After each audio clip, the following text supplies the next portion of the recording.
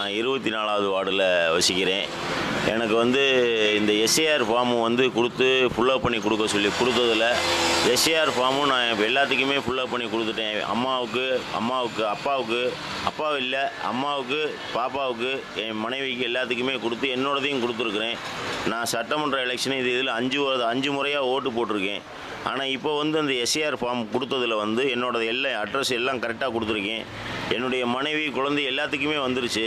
எனக்கு மட்டும் ஓட்டு வந்து இடம் பெயர்ந்தவர்னு வந்திருக்கு. இது என்ன காரணங்க அப்படின்னு கேட்டால் அதுக்கு உண்டான காரணங்களை கரெக்டான முறையில் அதிகாரி வந்தவங்க யாருமே சொல்ல மாட்டேங்கிறாங்க. இது விஷயமா நான் போய் நகராட்சியிலையும் போய் கேட்டேன். நகராட்சியில் கேட்டதுக்கும் இதுக்கு ஒரு கரெக்டான ஒரு ரெஸ்பான்ஸ் இல்லை. திடீர்னு எஸ்ஏஆரை வந்து 10 நாளில் போட்டு 10 நாளில் வேகமாக முடிக்கணும்னு சொல்லி இவ்வளவு வேகமாக முடித்ததில் இப்போ என்னுடைய ஓட்டு போயிருச்சு. 5 முறை ஓட்டு போட்டிருக்கேன். இப்போ வந்து இந்த ஓட்டு போடுறதுக்கு வந்து போய் கேட்டால் கரெக்டான ஒரு நடவடிக்கை எந்த ஒரு இதுவுமே இல்லை. இந்த எஸ்ஏஆரில் வந்து மிகப்பெரிய ரொம்ப ஒரு குளறுபடிகள் நிறைய ஆகிருக்குது.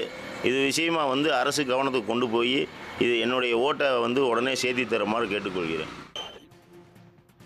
வெளியிட்டுள்ளாங்க. அதில் 102ஆம் நம்பர் என்னோடய பூத்து.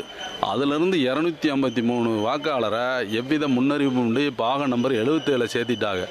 இது எதன் அடிப்படையில் என்ன விவரம்னு யாருக்குமே தெரியல. இஆர்ஓவை என்னது மனு கொடுத்துருக்கோம். மேலும் என்னோட ஓட்டு, என் மனைவி ஓட்டு 102 இருக்குது.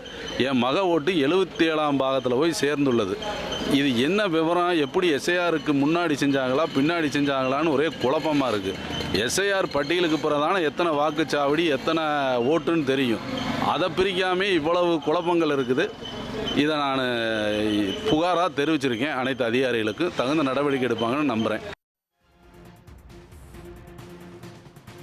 தமிழகத்தில் எஸ்ஐஆர் பணி நிறைவு பெற்று வரைவு வாக்காளர் பட்டியல் சில தினங்களுக்கு முன்பாக வெளியிடப்பட்ட சூழலில் தங்கள் பெயர் அதில் இடம்பெறவில்லை என்று மக்கள் தற்பொழுது புகார்கள் கொடுத்து வருகிறார்கள். பல குளறுபடிகள் இருப்பதாகவும் அவர்கள் தெரிவித்திருக்கிறார்கள்.